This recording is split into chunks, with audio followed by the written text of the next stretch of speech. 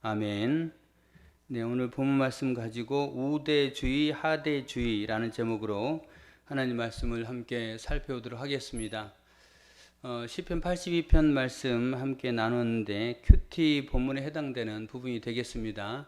오늘부터 이제 며칠 동안 시편 말씀 보겠는데 그동안 우리가 사무엘상 말씀 살펴봤고 또 말씀 가운데 하나님 우리에게 큰 은혜 주셔서 또 하나님의 마음도 잘 살필 수 있었습니다. 오늘 본문 말씀을 통해서도 아삽의 시, 아삽이라는 사람이 지은 시고 이 시를 통해서 우리는 하나님의 마음, 하나님의 뜻을 아는 게 굉장히 중요하다라는 사실을 깨닫는 여러분 되시길 바랍니다. 여러분, 하나님 마음을 안다는 거, 이게 굉장히 중요한 부분이죠. 왜 하나님 마음을 잘 모르면은 우리가 그릇되이 살아갈 수 있고 그릇되이 신앙생활을 할 수 있기 때문에 그렇습니다. 그래서 하나님 마음을 알아야 되는 거예요.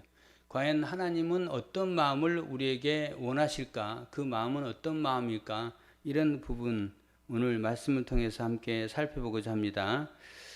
제 아내가 학교에서 돌봄 교사를 하고 있습니다. 그런데 최근에 이제 시간이 좀 늘어났어요. 교사하는 시간이 이제 법적으로 늘어났습니다.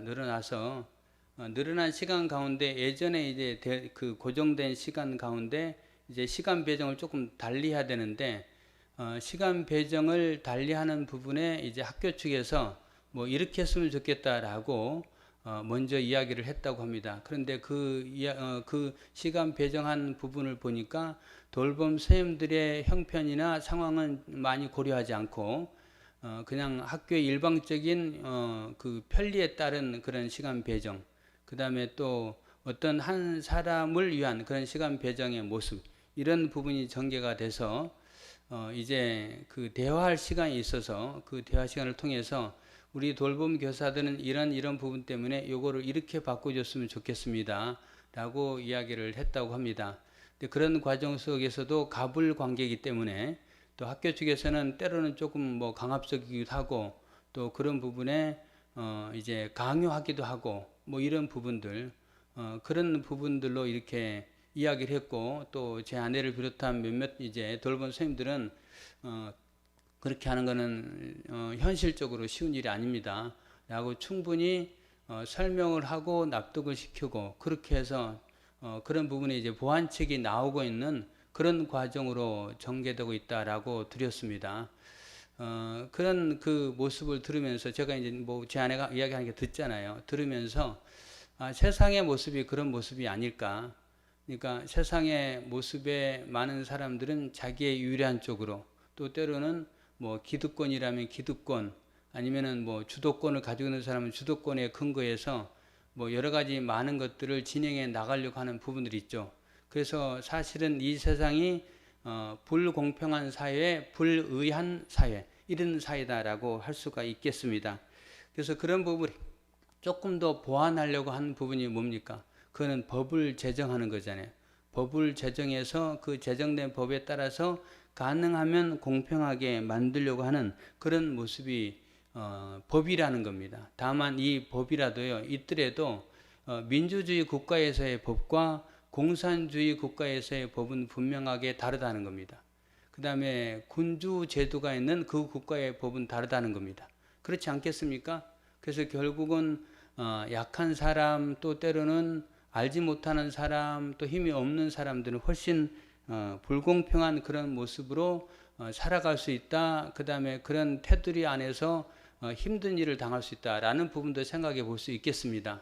다만 우리는 공산주의 국가에 살지도 않고 그 다음에 군주주의 국가에 살지 않는 자유민주주의가 있는 대한민국에 산다는 것, 그것은 한편으로는 하나님 앞에 감사할 일이라는 겁니다. 여러분, 대한민국 국민이라는 것을 감사하는 교회분들 되기를 바랍니다. 근데 감사에는 꼭 책임이 따르긴 하죠. 예, 책임이 따르고 우리만 이 참 행복한 국가에 산다, 사회에 산다라는 것보다는 또 그렇지 않는 사람들, 또 이 나라에서도 그런 불공평한 모습이 있는데 그런 부분에 우리는 관심을 가져야 되겠습니다. 오늘 그런 불공평한 그 모습들에 대해서 이야기를 하고 있고, 그 다음에 하나님은 바로 그런 과정에서 재판하시는 분이다 라는 부분들이 본문에 기록되어 있습니다. 본문의 내용이 사실은 쉽지는 않은 내용이다라고 할 수 있겠습니다. 한번 보시기 바랍니다. 하나님은 신들의 모임 가운데에 서시며 하나님은 그들 가운데서 재판하시느니라. 하나님이 신들 모임 가운데 서 계시면서 그들을 재판한다라고 말하고 있습니다. 여기에 나오는 신들이 누굴까요? 신은 한 분, 하나님 한 분이잖아요. 우리 기독교는 유일신 사상에 근거합니다. 유일한 한 분의 신을 인정한다는 거예요. 그래서 유일신론이라고 하죠. 우리는 유일신론, 그 다음에 또 다른 신학 사상에 보면은 유일신론, 일신론, 다신론 뭐 이런 게 있습니다. 이렇게 그 다일신론 이런 부분이 있거든요. 이렇게 유일한 한 분, 그 다음에 일신론, 신은 하나다. 그거는 이제 뭐 대한민국의 신도 하나, 또 다른 나라의 신도 하나. 이게 이제 그 일신론, 그 다음에 다신론은 신이 많다. 뭐 이런 부분인데, 이제 오늘 본문에 나와 있는 부분에 우리가 성경적인 배경은 유일신론이잖아요. 우리는 하나님이 한 분이잖아요. 여러분 믿습니까? 하나님이 여러 분이 아니죠. 한 분입니다. 그런데 오늘 본문에 하나님은 신들의 모임, 신들이 많다라고 되어 있잖아요. 예, 여기서 말하는 신들이 많다라는 그 신들은요, 이렇게 이제 표현한 겁니다. 어떤 부분이냐면은 과거에 왕이라든지 어떤 이제 그런 이제 주도권을 가지고 있는 사람들, 힘 있는 사람들, 뭐 영주라든지 아니면은 뭐 여러 그런 힘 있는 사람들은 신적인 위치에 있었다는 겁니다. 그래서 왕을 신이라고 표현 많이 하죠. 그 다음에 성경에 보면은 보통 이제 표현할 때에 사람들이 자기보다 훨씬 힘이 강한 사람을 향해서 주인이라고 표현합니다. 주라고 표현합니다. 나의 주인이시여, 나의 주이시며, 주님만, 하나님만 주라고 표현하지 않고 그냥 자기보다 힘 있는 사람, 자기의 모든 걸 다 이렇게 주관하는 사람을 주라고 표현하죠. 그래서 거기서 주라고 표현하는 그 주는 하나님을 말하는 게 아니고 사람들 가운데 높이 있는 사람, 권력가, 아니면은 오늘 본문에 재판관이라고 되어 있는데 이 재판관, 이런 사람이 되는 겁니다. 그래서 또 이야기를 하죠. 그 6절에 보면은 내가 말하기를 너희는 신들이며 다 지존자의 아들들이라 하였으나, 신들이며 지존자의 아들들, 이 부분을 지금 표현하는 것은 그냥 하늘에 있는 신을 말한다, 그런 개념으로 생각하지 말고 이 땅에 있는 재판관이나 왕이라든지 권력가 이런 사람들 말한다, 그렇게 우리가 생각하면 되겠습니다. 그 신들의 모임 가운데 하나님이 임재하셔서 그들을 재판하신다라고 말합니다. 그리고 2절에는 하나님이 재판하시는 이유에 대해 나와 있죠. 너희가 불공평한 판단을 하며 악인의 낫보기를 언제까지 하려느냐. 불공평한 판단을 한다. 불공평한 재판을 했다는 겁니다. 공평한 재판이 아니었다는 겁니다. 그 다음에 악인의 낫보기를 언제까지 하겠나. 악인의 낫을 봤다. 악인의 편에 들었다는 겁니다. 악인의 눈치를 봤다는 겁니다. 또 다른 말로 하면 힘 있는 자를 이렇게 그 앞에서 그 사람의 이제 느낌, 그 사람이 어떻게 생각하는가, 이거를 더 살폈다라는 부분이 되겠습니다. 그래서 이제 그 사람의 생각대로 재판하는 거예요. 그 사람의 생각대로 판결하는 거예요. 셀라라는 말은 어떤 의미가 있기보다는 그냥 추임새다라고 하면 되겠습니다. 우리가 이렇게 어떤 노래할 때, 노래 이렇게 하면서 박수칠 때 으쌰하다든지 뭐 이렇게 자꾸 뭐 넣잖아요. 그게 추임새, 이 셀라라는 뜻이 바로 그런 의미가 있겠습니다. 그래서 하여튼 2절 말씀에 공평한 판단을 하지 않는 그들에 대해서 하나님이 분명하게 이제 재판하시겠다, 그들의 죄를 하나님이 묻겠다라는 부분들이 등장합니다. 그런데 이제 그들은 어떤 부분에 그러면은 잘못하고 있는가, 어떤 부분에 잘못했는가, 3절 4절에 나와 있죠. 3절 4절, 가난한 자와 고아를 위하여 판단하며 곤란한 자와 빈궁한 자에게 공의를 베풀지며 가난한 자와 궁핍한 자를 구원하여 악인들의 손에서 건질지니라 하시는도다. 이렇게 살아야 되는 거예요. 가난한 자, 그 다음에 고아를 위하여서 공평한 판단을 해야 되고, 그 다음에 곤란한 자와 빈궁한 자를 위해서 공의를 베풀어야 되고, 지금 3절에서는 공평과 공의를 이야기하죠. 그렇게 해야 되고, 그 다음에 4절에서는 그들을 구원하고 또 그들을 건져야 된다. 이 가난하고 또 고아와 같고 궁핍한 자, 약자 편에 있는 사람을 위해서 공평한 재판을 할 뿐만이 아니고 또 그들을 건지고 그들의 편에 속해야 된다. 이런 말을 하고 있는 겁니다. 이게 하나님이 만들어 놓으신 원칙이라는 거예요. 하나님은 우리를 향해서 그렇게 하기를 원하셨다는 겁니다. 힘 있는 자, 재판장이라든지 그렇게 하나님이 권력을 준 사람들이 그렇게 하기를 원하셨다는 거예요. 그런데 그들은 그렇게 하지 않았다는 겁니다. 그렇게 하지 않는 모습에 대해서 5절, 그들은 알지도 못하고 깨닫지도 못하여 흑암 중에 왕래하니 땅의 모든 터가 흔들리도다. 거기에 보니까요, 그들은 알지도 못하고 깨닫지도 못했다. 알지도 못하고 깨닫지도 못하고, 그건 무슨 말입니까? 하나님의 뜻을 알지도 못하고 깨닫지도 못했다. 그래서 흑암 중에 거하게 했고, 그 다음에 터가 흔들리게 했도다. 이렇게 말합니다. 터가 흔들리게 했도다 라는 말은 무슨 말이냐면요, 하나님의 창조의 섭리, 하나님이 이 땅에 세상을 창조하고 또 사람을 세우셨는데, 하나님이 사람을 세우실 때에 아담으로 하여금 세상의 모든 것을 위임했잖아요. 위임. 너가 그들을 다스리고 또 뭐 그들을 통치하라라고 하나님이 아담에게 위임했는데, 그거는 사람에게 위임한 건데, 그런 위임된 모습 가운데 하나님의 뜻을 알지도 못하고 깨닫지도 못해서 잘못 행했다는 겁니다. 그래서 흑암 중에 어둠 속에 거하게 했고 터가 흔들리게 했도다. 이렇게 말하고 있는 모습을 보게 됩니다. 여러분, 흑암 중에 거하게 했다, 터가 흔들리게 했다라는 부분은요, 창세기 1장 2절에 보면은 이렇게 나와 있습니다. 땅이 혼돈하고 공허하며 흑암이 깊음 위에 있고 하나님의 영은 수면 위에 운행하시니라. 거기에 보면요, 땅에 대해서 혼돈, 공허, 흑암 이런 상황이었다라고 말합니다. 하나님이 제일 처음에 이제 보신 땅의 모습은요, 혼돈, 공허, 흑암, 어두웠다는 겁니다. 그런데 하나님이 이제 그 위에 운행하시죠. 운행하시고 창세기 1장 3절에는 하나님이 빛을 창조하셨다라고 되어 있습니다. 이제 하나님이 빛을 창조하기 시작하면서 무질서한 세상, 공허하고 또 어둡고 흑암 가운데 있는 이 세상을 질서를 만드셨다는 거예요. 이제 질서. 하나님이 그 질서를 만들었는데 그 만든 질서 가운데 이제 그 빛이 비추는 거죠. 빛이 비추면서 우리가 어둠에 다니지 않고 빛에 다니게 됐는데, 그들은 재판을 잘못함으로 그들도 어두운 가운데 있고 재판을 받는 그 가난하고 궁핍하고 어려운 사람들도 어둠 가운데 가게 만들었다라는 말입니다. 그 다음에 터가 흔들리게 했다. 하나님이 만드는 질서의 이 세상의 원리를 사람이 깨트렸다라는 말입니다.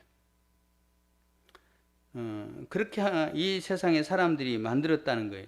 여러분, 무슨 말씀인지 이해가 되죠? 하나님은 이 세상을 질서가 유지되게 만드셨는데, 그래서 하나님이 그 질서가 유지되게 만드신 것 가운데는 어떤 부분이 있습니까?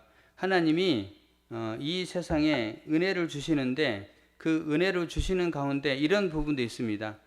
마태복음 5장 45절에 보면은 이같이 한즉 하늘에 계신 너희 아버지의 아들이 되리니 이는 하나님이 그 해를 악인과 선인에게 비추며 비를 의로운 자와 불의한 자에게 내려주심이라. 하나님은요, 햇빛과 비를요, 악한 자와 그 다음에 의인에게 공평하게 다 내려주셨다는 거예요.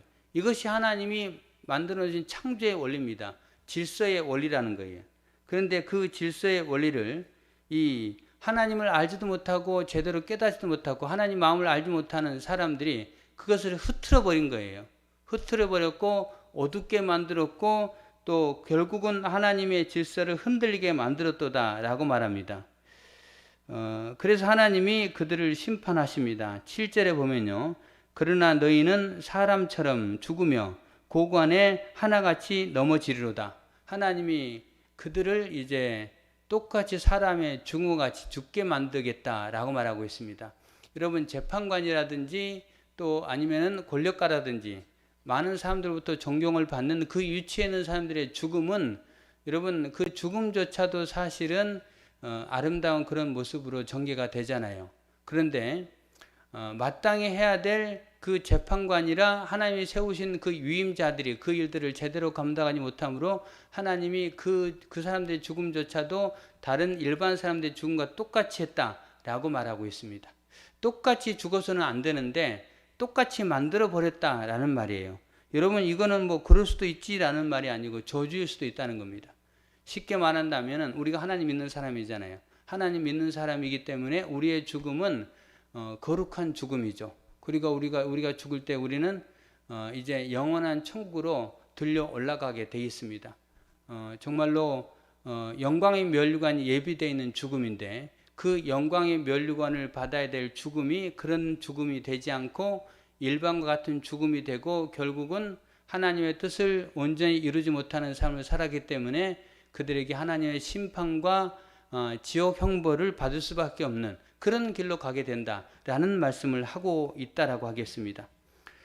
그렇게 오늘 본문 말씀이 하고 있고 그 다음에 이제 마지막 8절 말씀에 아삽의 기도, 시인의 기도입니다. 하나님이여 일어나사 세상을 심판하소서 모든 나라가 주의 소유이기 때문이다 라고 이제 마지막 기도를 드리죠. 이거는 어떤 기도입니까? 하나님 이 세상에 하나님의 재판에 유임자들이 심판하는 부분, 유임자들이 통치하는 부분들은 완벽하지 못함을 분명히 알겠습니다. 그러므로 완벽한 통치는 하나님이 친히 해 주셔야만 됩니다. 그 하나님이 친히 오셔서 우리를 심판해 주옵소서 라고 이렇게 기도하는 그런 오늘 시인의 마지막 기도로 마무리가 되고 있습니다. 여러분 지난 수요일입니까? 지난 수요일 날 예스겔 말씀 살펴보면서 자기 배만 채우는 목자들, 그 목자들에 대해서 하나님이 분명하게 이제 그들을 재판하시고 그 다음에 하나님이 우리에게 직접 통치하는 그런 과정, 그래서 하나님이 이제 그 양들을 보호하시겠다 이런 말씀이 예스겔 34장 뒷부분에 나와 있다라고 했는데 여러분 분명하게 알 수 있는 것은요, 그 온전한 사람에 가까운 사람일지라도 사람의 재판 또 사람의 그런 평가 이거는 완전할 수 없다는 겁니다. 그게 우리들의 모습이라는 거예요. 그래서 하나님은 그런 부분을 보시면서 한탄하시기도 하시고 그리고 다시 하나님이 우리에게 촉구하는 부분은 뭐냐면은 하나님의 재판에 유임자 된 우리들을 향해서 우리가 하나님 안에서 바르게 살고 하나님의 뜻을 성취하는 삶을 살기를 원하신다는 거예요. 여러분 이 사실을 깨닫는 귀한 분들 되기를 바랍니다. 우리는요 하나님의 재판의 유임자입니다. 유임자. 여러분 오늘 본문에는 재판관이라든지 지도자라든지 권력가 이런 표현들로 나와 있다면 이 부분을 조금만 더 확대한다면 여기에 나와 있는 재판관은 우리라는 거예요. 우리. 그리스도인. 하나님으로부터 구원받았고 택함을 받아서 하나님의 자녀로 살아가고 있고 그리고 이 땅에서 그렇게 하나님의 그 이제 통치의 그 모습을 우리가 이어받아서 그런 모습으로 이 땅에 하나님 나라가 이루어지게 만들라고 주님이 우리를 부르셨고 세우셨다는 겁니다. 그래서 우리는 그 일들을 마땅히 감당하며 살아야 한다는 거예요. 아모스 5장 24절에도 보면은 오직 정의를 물같이 공의를 마르지 않는 강같이 흐르게 할지니라 라고 되어 있습니다. 우리가 해야 될 일이 뭐냐? 정의를 물같이 흐르게 한다는 겁니다. 정의가 이 세상에 흐르게 만들어야 된다는 거예요. 공의가 마르지 않는 강같이 흐르게 해야 되는 것이 마땅한 우리들의 모습이라는 겁니다. 여러분 그렇다면은 오늘 본문을 통해서 우리는 우리 자신이 한번 생각해 봐야 되겠습니다. 우리는 이 사명을 잘 감당하고 있는가라는 부분입니다. 우리는 오늘 본문의 근거에서 어떤 삶을 살아야 됩니까? 어떤 삶을 살아야 되냐면은 내가 재판관의 위치에 있기도 하지만 또 내 위치에서 나보다 더 권력이 있고 힘이 있고 더 가진 게 많고 더 실력이 뛰어나고 더 돈이 많고 그런 사람들에 대한 나의 태도, 그 다음에 나보다 더 지식도 작고 가진 것도 적고 그 다음에 여러 가지 부족한 부분에 있는 사람들을 대한 나의 태도, 이런 부분들에 대해서 우리가 어떻게 살아가야 되는가. 하나님이 나를 재판관으로 하나님이 나를 이 위치에서 어떻게 행하라 라는 부분에 명하셨고 세우셨는데, 우리가 행해야 될 바를 우리는 잘 돌아보고 깨닫고 바르게 행해야 된다는 겁니다. 그런데 사실 우리 사람은요, 뭐 좋게 말하면은 생존 본능이라는 표현을 할 수 있겠습니다. 생존 본능에 근거해서 나보다 힘 있는 사람에게는 우리가 어떻게 합니까? 어떻게든지 그 사람의 눈치를 보고 그 사람에게 잘 보려고 하고 또 그 사람에게 잘 하려고 하고 하는 것이 사람의 모습이고, 반대로 나보다 아래에 있는 사람, 나보다 조금 더 미약하고 부족한 사람들을 우리가 함부로 대하는 모습들이 있을 수 있다는 거예요. 여러분, 그거는 많은 사람들이 갖고 있는 모습이 아닌가라는 생각을 해봤습니다. 제가 이제 서울 남지방에서 서울 강서 지방해로 이렇게 지방이가 변경돼서 이곳으로 이제 왔습니다. 이곳으로 왔는데 서울 남지방에 있는 목사님들은 제가 뭐 99% 다 압니다. 그분들은 다 알아요. 어느 분이 어떤 교회 목회하고 또 어떤 교회 목회하고를 다 압니다. 그런 과정 속에 이제 그 사람들을 대하는 저의 태도도 조금은 분명히 다르다는 겁니다. 저보다 좀 이렇게 모든 부분에서 위에 있는 사람, 그거는 교회 크기도 될 수 있는 거고, 그 다음에 또 때로는 뭐 그 사람이 갖고 있는 직분도 될 수 있는 거고, 그 사람의 또 뭐 재력, 돈이 있고 많고 그것도 있는 거고, 때로는 거기에 뭐 나이도 있고, 나이도 마찬가지고, 그리고 성별도 마찬가지고, 저보다 나이가 적은 사람, 그 사람에게는 뭐 가볍게 대해도 되겠죠. 저보다 나이가 위에 있는 사람 늘 조심하죠. 예, 저보다 가진 게 많다 조심하죠. 저보다 큰 교회다 조심하죠. 저보다 작은 교회다, 작은 교회 다닙니다. 그럼 조금 무시하죠. 여러분, 이게 그 인간의 본성 속에 있는 것 같습니다. 제가 그래서 그 강서 지방에 와서도요, 뭘 하냐면요, 이게 제 이제 악한 본성이라고 할 수 있습니다. 여러분들은 그렇게 않는 분이 있다면 정말로 성숙한 신앙인, 성숙한 인격을 가진 사람이다라고 생각을 해봅니다. 제가 와가지고 부끄러운 고백입니다. 뭘 하냐면요, 교회 이름하고 목사님들을 이제 익히려고 노력합니다. 그런 과정 속에 뭐 하고 있냐면, 이 목사님 내가 봤는데 이 목사님의 교회 크기는 얼마나 큰가, 그거 뒤지고 있습니다. 그래서 그 목사님하고 예전에 대할 때는 함부로 대했다가도 이 목사님 교회가 크네, 그러면 그 다음부터 좀 조심스러워집니다. 함부로 대했다가는 내가 불이익을 당할 수도 있겠구나 라고 그렇게 되고, 또 어떤 교회는 어떤 목사님을 좀 알았는데 뭐 이런저런 이제 그 목사님 파악할 거 아니에요. 그런데 와서 뒤져보니까 교회가 작은 교회예요. 에이, 별거 아니네.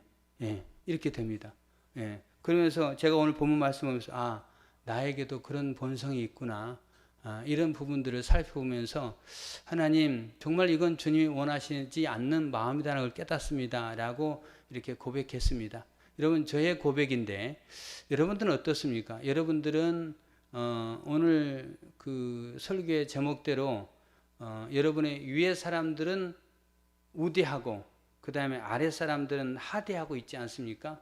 그래서 우리는 나의 위에 사람들에 대해서 우대하는 것을 주의해야 된다는 거예요.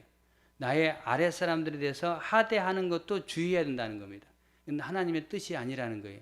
하나님은 의로운 자와 또 악한 자에 대해서 공평하게 햇빛을 주시고 그 다음에 비를 내려주시는 하나님, 그런 하나님이에요. 그렇다면 우리는 어떻게 살아가야 됩니까? 우리는 나의 윗사람에 대해서도 또 아랫사람에 대해서도 공평하게 대하는 그런 부분들이 분명하게 우리 가운데 있어야 되겠다라는 말씀입니다. 여러분, 그렇게 살아가기를 힘쓰는 교회원들 되시길 바랍니다. 쉽지는 않습니다. 제가 늘 이렇게 설교하면서 느끼는 부분이요, 여러분, 우리는 이렇게 살아야 됩니다 라고 말을 하는데, 그렇게 말하는 저조차도 사실은 그게 쉬운 일은 아니야 라고 이렇게 느끼고 깨달을 때가 많이 있습니다. 여러분, 그게 완벽하면 오늘 시인이 마지막 그렇게 기도하지 않았겠죠. 하나님이여, 8절에 하나님이여 일어나사 세상을 심판하소서, 이렇게 하지 않았겠죠. 하나님이 직접 심판해 주셔야만 됩니다. 사람들에게 심판을 맡기는 거는 그거는 기대할 수 없습니다. 이런 기도 안 했겠죠. 근데 사람은 다 그럴 것 같아요. 연약한 존재이기 때문에 나의 윗사람은 우대하고 아랫사람은 하대하고 이런 모습이 있을 수 있습니다. 여러분 교회 안에서도 그렇잖아요. 교회 안에 어떤 사람이 아주 화려한 옷을 입고 왔어요. 그 다음에 쓰는 것도 막 펑펑 돈도 써요. 그 다음에 지식도 탁월한 것 같아요. 그리고 그 사람의 학위도 보니까 박사학위를 가지고 있어요. 그리고 뭐 그 가문도 보니까 삐까뻔쩍해요. 여러분 그런 사람들을 만나면 어떻습니까? 그 사람에게 뭐 함부로 대하겠습니까? 교회 안에서도 그렇게 하지 않을 겁니다. 그런데 가진 것도 없고 또 그 다음에 헌금도 많이 하지 못하고 그리고 옷도 뭐 이렇게 예쁜 거 입지 못하고 뭐 이런 사람이 있으면은 함부로 대하지 않겠습니까? 여러분 그런데 그건 하나님의 뜻이 아니라는 거예요. 오늘 본문에 분명하게 우리에게 말씀해 주고 있습니다. 그런 사람들에 대해서 하나님이 신들 모임 가운데 오셔서 그들을 재판하시고 또 그들을 결국은 일반인의 죽음과 같이 하나님 죽게 만드시겠다라고 말씀하고 있다는 거예요. 그렇다면은 오늘 우리는 이 본문 말씀을 통해서 어떤 부분들을 분명하게 생각해야 되는가? 앞부분도 말씀드렸지만은 우리가 사람들을 대함에 있어서 한 사람 한 사람 똑같은 인격으로 존중하고 또 대하고 그럴 필요성이 있다는 겁니다. 그리고 여기에서 조금 더 나아가서 우리는 어떻게 되는가? 가난한 사람들을 살필 필요성도 있다는 거예요. 오늘 본문에 그 재판장을 이야기하면서 그 재판장의 잘못된 부분들 이야기하잖아요. 가난한 자 고아, 그 다음에 궁핍한 자, 뭐 이들을 그들을 공평하게 대우하지 않았고 그들을 구원하지 않았고 그들을 건지지 않았다라고 표현하고 있잖아요.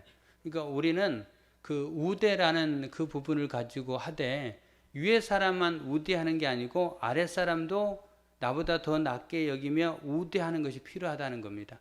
가난한 자를 돌아본다는 거, 이게 필요하다는 거예요. 스티븐 잡스라는 분 돌아가셨는데 이분이 이제 어렸을 때 청소년 때 교회를 다녔다고 합니다. 교회를 다녔는데 이제 다니다가 어느 날 교회를 다니지 않게 됐어요. 않게 된 이유는 그의 고백이 이런 고백을 합니다. 하나님이 있다면 왜 가난한 사람이 있느냐? 하나님이 있다면 왜 가난한 사람이 있느냐? 왜 하나님은 우리를 만드셨고 이 땅에 또 우리 사람들을 존귀하게 여기셔서 모든 것을 주신 분인데 그리고 하나님이 이 세상을 통치하신 분이라고 했는데 왜 통치하는 분이 권력가도 있게 만들고 가난한 사람도 있게 만들냐? 그 가난한 사람이 있다는 것은 하나님이 있지 않는 것이다 라고 평가하고 교회를 다니지 않게 되었다고 합니다. 여러분 뭘 느낍니까? 하나님이 있다면 이 세상에 가난한 사람이 있을 수 없다라고 한 스티븐 잡스의 그 고백, 한편으로는 맞지만 한편으로 뭐 문제가 하나 있습니다. 어떤 문제냐면 오늘 본문 속에 하나님이 재판관을 그들을 심판하신다고 하고 있잖아요. 무슨 말이냐면은 하나님이 이제 직접 통치할 그 부분들을 사람들에게 위임하고 맡긴 겁니다. 우리에게 맡긴 거예요. 그러면 우리가 그 역할들을 감당한다는 겁니다. 다시 말한다면은 우리가 그 가난한 자들을 보살펴야 된다는 거예요. 무슨 말이냐? 우리가 이렇게 기도하죠. 하나님 가난한 사람들을 불쌍히 여겨주셔서 주님이 그들을 도와주시고 그들의 형편이 풀리게 해주시고 이제 그 가난에서 회복되게 해주세요 라고 기도합니다. 우린 기도해요. 그렇게 기도하는 건 맞지만 기도만 하고 하나님이 해 주십시오. 그리고 나는 하지 않잖아요. 내가 가난한 자에게 찾아가서 뭔가를 나누고 베풀고 그렇게 합니까? 그런 거 잘 안 하면서 내가 기도만 한다는 거예요. 그건 하나님의 뜻을 잘 모르는 사람들의 모습이라는 겁니다. 무슨 말이냐? 하나님의 뜻을 안다면 하나님이 우리에게 그 가난한 자들을 맡기셨다는 거예요.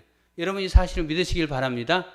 우리가 돌아봐야 되고 우리가 살펴야 되고 우리가 그들의 편에 그들을 건져내고 그들을 구원하는 역할들을 감당한다는 거예요. 신명기 15장 11절에 땅에는 언제든지 가난한 자가 그치지 아니하게 했으므로 땅에는 언제든지 가난한 자가 그치지 아니하겠으므로 내가 내게 명령하여 이르노니 너는 반드시 내 땅 안에 내 형제 중 곤란한 자와 궁핍한 자에게 내 손을 펼치니라. 이렇게 되어 있습니다. 그래서 이 땅에는 가난한 자는 항상 있다는 거예요. 근데 그 가난한 자가 항상 있는데 그 가난한 자에 대해서 뭐 해야 되는가? 우리가 그들을 돌봐야 된다. 우리의 손을 펼쳐서 그들을 도와야 된다라고 말하고 있습니다. 이 신명기 15장 말씀에 제가 굉장히 은혜가 됐었는데요. 그 신명기 15장 11절 말씀이었는데요. 앞부분에 보면은 가난한 자에 대해서 한 번 더 이야기하는 부분이 있습니다. 그 부분은 제가 이제 적어오진 않았는데 거기에 보면은 가난하게 되는 이유가 뭐냐면은 하나님 말씀대로 살지 않았기 때문에 그렇다라고 되어 있습니다. 가난하게 된 이유는 하나님 말씀대로 살지 않았기 때문에. 그러면 하나님 말씀대로 살지 않았기 때문에 가난하게 됐기 때문에 고생하는 건 마땅해라고 우리가 모른 채 한다? 그건 옳지 않다는 거예요. 우리는 어떻게 되나? 그 사람들을 살피고 돌아봐야 한다는 거예요. 다만 이제 그러면 나는 가난한데 내가 도움을 받아야 되는데 그런 사람이 있습니다.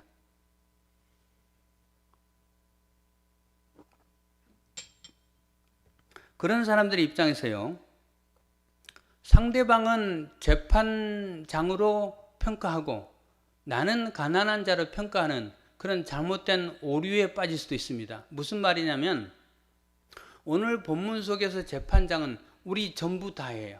예수 믿는 우리가 먼저 재판장이 됐다라고 할 수 있습니다. 그러면 나 입장에서 우리 입장에 생각하라는 거예요. 나보다 위에 있는 사람이 있을 거고 나보다 더 낮은 사람이 있잖아요. 우리는 예를 들어서 우리는 건강하잖아요. 그런데 때로는 건강하지 않는 사람도 있습니다. 여러분 나의 수준이 이런 수준인데 나보다 더 뛰어난 사람도 있고 더 수준이 안 좋은 사람도 있잖아요. 나는 오늘 밥 먹는 게 돈이 없어서 2끼밖에 먹지 못했다 라고 하면 나는 가난한 사람이 있었는데 여러분 3끼를 먹는 사람은 부자입니다. 그런데 나보다 더 가난해서 1끼밖에 못 먹는 사람도 있잖아요. 그렇다면은 우리는 나는 가난한 자인데 저들이 왜 나를 도와주지 않을까? 하나님이 저 돈을 줬는데 하나님이 저 뭘 줬는데 왜 그들이 나한테 베풀지 않을까? 라고 하면서 하나님이 틀림없이 심판해 주세요 라고 생각하는 것은 잘못된 부분이라는 겁니다. 그거는 잘못된 오류예요. 항상 나 입장에 생각해야 됩니다. 나의 관점, 그 다음에 내 위치에 생각하라는 거예요. 나보다 더 연약한 사람 도와줄 줄 알아야 된다는 거예요. 나를 도와주지 않는 것에 대해서 평가하는 건 잘못된 부분이에요. 내가 다른 사람 평가하지 말고 내가 다른 사람을 내가 도와주고 있는가 이거를 생각하라는 거예요. 여러분 그렇게 지혜롭게 판단하고 행동하는 교회분들 되기를 바랍니다. 그런 관점에서 이제 가난한 자, 내가 가난하다 생각할 때 그런 관점을 생각하고 이제 일반적으로 보편적인 관점에서 나보다 연약하고 가난한 자를 우리는 분명히 살펴봐야 된다는 거예요. 돌아봐야 된다는 거예요.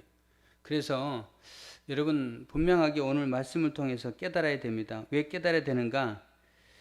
스티븐 잡스가 했던 그 말 가운데 우리 기독교인들이 가난한 자를 도와줬다면 그가 그렇게 이렇게 상처받고 교회를 떠나지 않았을 것인데 우리 주변에 가난한 자가 있는데 그들을 우리가 돌아보지 않았기 때문에 그런 경우가 많이 있다는 겁니다. 물론 가난한 사람은 정말 거기서 벗어나기가 쉽지가 않죠.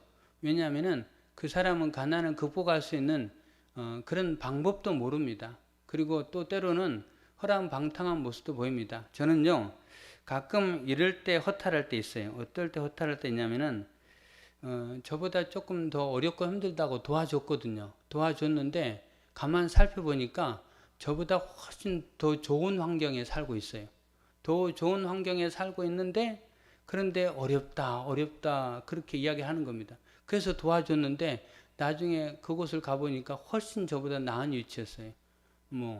먹는 음식도 훨씬 좋은 음식 먹고 있었고요. 그 다음에 또 때로는 가지고 있는 차가 됐든 아니면 다른 것도 보면 훨씬 좋은 위치에 있었어요. 야, 저 사람이 나보다 더 어려운 줄 알고 도와줬는데 그게 아니구나. 때로는 그래서 허탈할 때가 있더라고요. 나도 그렇게 넉넉하게 사는 편이 아닌데, 그렇지만은 여러분 우리가 그런 부분에 허탈할 수도 있겠지만 그럼에도 불구하고 우리는 해야 된다고 생각합니다. 그리고 우리가 했던 그 일에 대해서 하나님이 기억하시리라고 분명하게 믿습니다. 여러분 오늘 이 시편 82편 말씀이 처음에는 어렵게 우리가 본문을 살펴볼 수 있지만 내용을 깊이 살펴보면 이런 놀라운 뜻이 있습니다. 하나님의 마음이 들어 있습니다. 그 하나님의 마음은 이 땅에 하나님이 공평한 사회, 공평한 그런 우리 이제 이 국가를 만들고자 하나님 우리에게 바라신다는 것, 이것도 있다는 걸 분명히 기억하시길 바랍니다. 우리 신앙인은요, 두 가지를 생각해야 되는데, 하나는 하나님 향한 신실한 신앙의 모습으로 살아가야 됩니다. 그러니까 하나님 앞에 바른 신앙의 삶을 열심히 살아가야 한다는 거예요. 그는 하나님과 나와의 수직적인 관계. 그 다음에 또 하나는 수평적인 관계로서 사람과 사람과의 관계, 나와 내 이웃과의 관계. 내 이웃과의 관계는 두 가지인데요. 하나는 믿음의 형제와의 관계, 그 다음에 믿지 않는 사람과의 관계. 이 두 가지 관계, 그 관계를 우리가 살펴보면서 하나님 나를 바라시는 뜻이 있다는 겁니다. 하나님이 나를 바라시는 뜻은 하나님도 잘 섬기기를 바라고 내 이웃을 향해 형제를 돌아보는 일도 잘 하기를 원하고 또 비록 형제는 아닐지라도 나의 이웃들, 가난한 사람, 궁핍한 사람, 어려운 일 당한 사람, 환난 당한 사람, 그런 사람들 돌아보기를 원하시는 하나님의 뜻입니다. 여러분 먹고 살기 힘들 수 있지만 바쁘고 분주한 삶을 살고 있지만 그럼에도 불구하고 여러분 하나님이 나에게 은혜를 늘 베푸셨기 때문에 오늘 나의 모습이 유지될 수 있다라는 그런 확신을 가지고 여러분 주변들을 돌아보며 관심을 가지고 베풀고 나누고 돕는 삶을 살아가는 일. 그래서 하나님 앞에 우리가 신들로서 위임받았고 재판장으로 위임받았는데 하나님이 우리에게 바라시는 뜻을 잘 감당함으로 마침내 주님 앞에 섰을 때 우리의 죽음이 일반적인 죽음이 아니고 면류관 받는 죽음, 하나님 앞에 환영받는 그 죽음의 날, 또 그때가 되도록 여러분 힘쓰는 인생길 살아가는 교회분들 되시기를 예수님의 이름으로 축원합니다. 기도하겠습니다. 우리 함께 하나님 말씀을 붙잡고 기도하도록 하겠습니다. 우리가 나의 윗사람을 우대했고 아랫사람을 하대했는데 하나님 그런 모습이 우리 가운데 인간적인